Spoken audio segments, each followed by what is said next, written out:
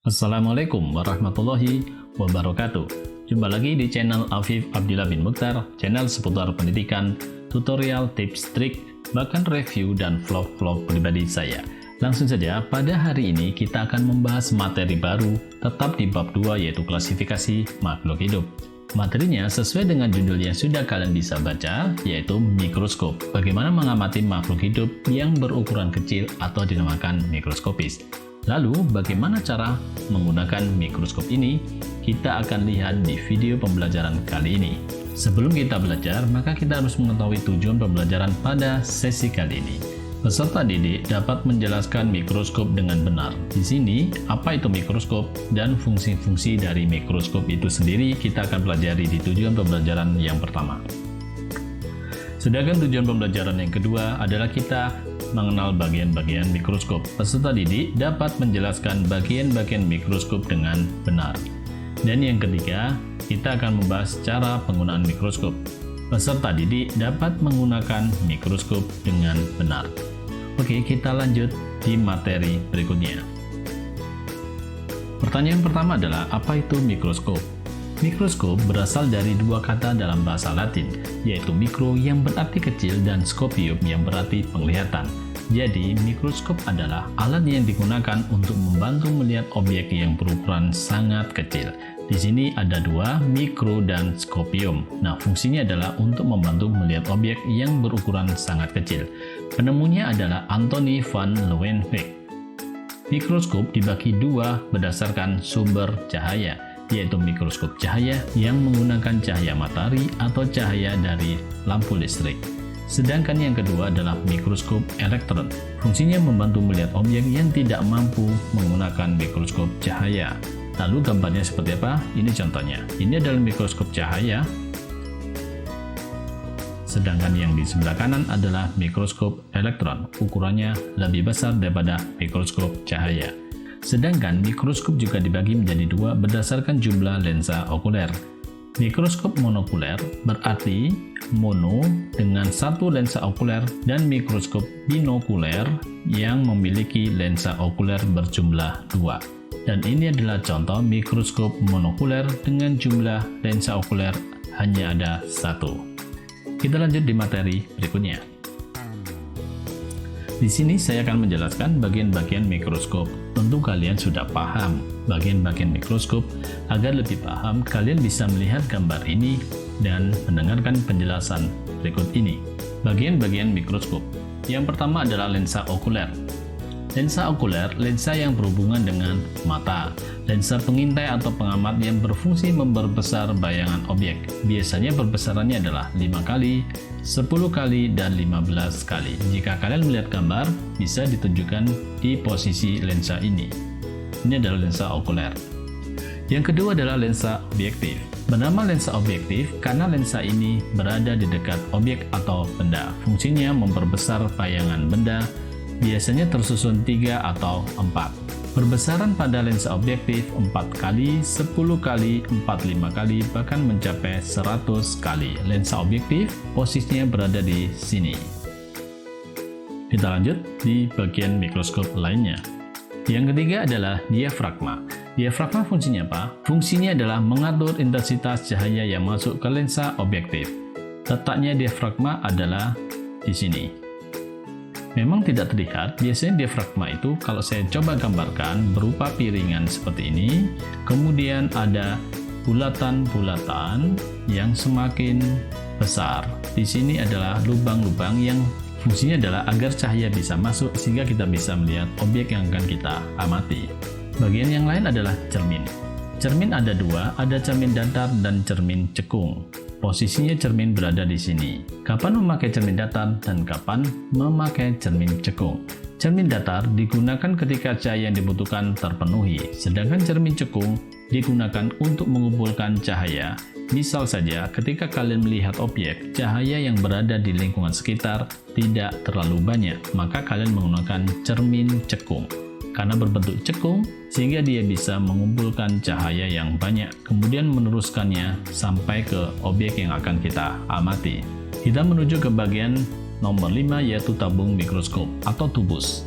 Tabung mikroskop atau tubus letaknya di antara lensa okuler dan lensa objektif, sehingga fungsinya menghubungkan lensa okuler dan menghubungkan lensa objektif. Baik, kita menuju ke bagian mikroskop berikutnya.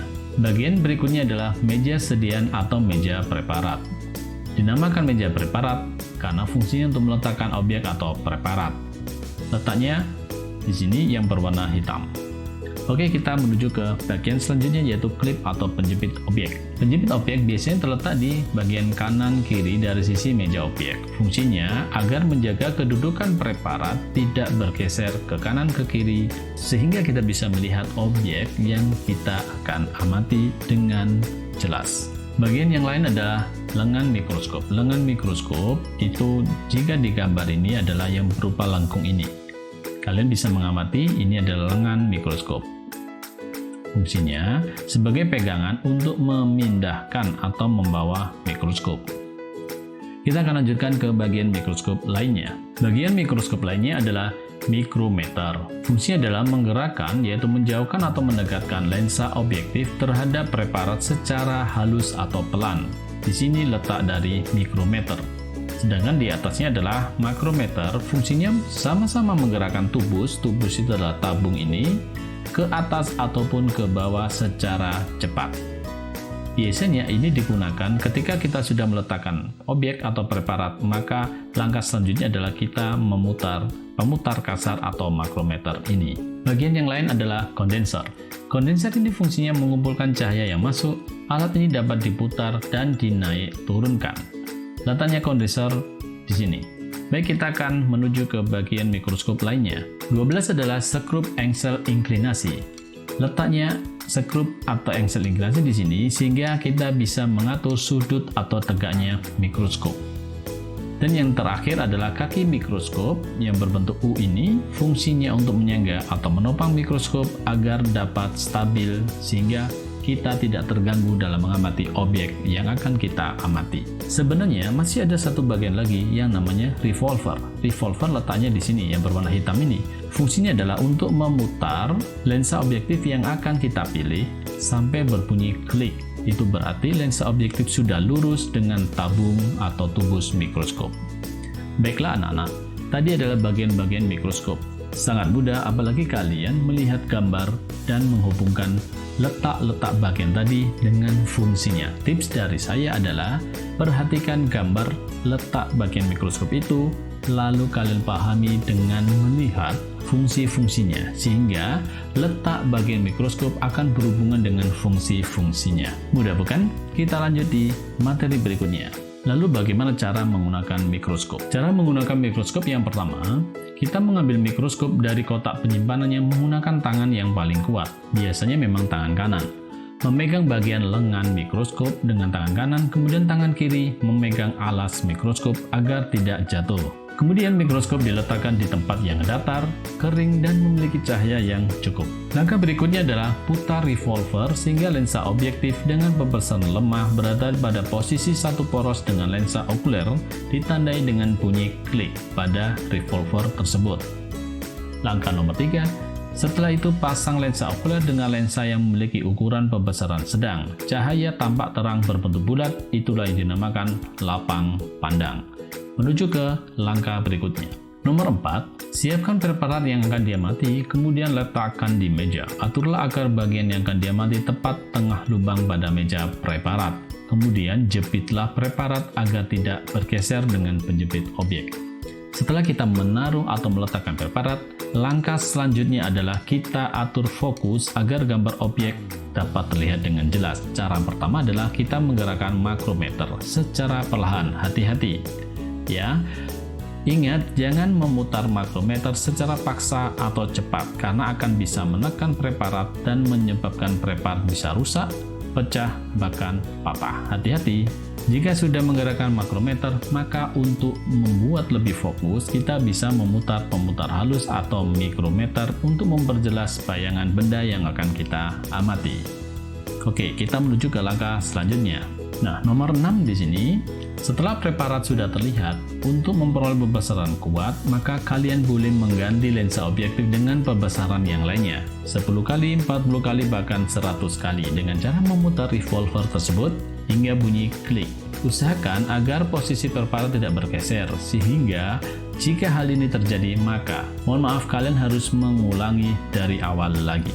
Langkah terakhir setelah selesai menggunakan mikroskop, bersihkan mikroskop dan simpan pada tempat penyimpanan. Untuk membersihkan mikroskop, hal yang paling diutamakan adalah bagian optik, yaitu bagian lensa okuler, lensa objektif, dan cermin datar ataupun cermin cekung. Langkah-langkah tadi bisa kalian lihat urutannya dari gambar berikut ini.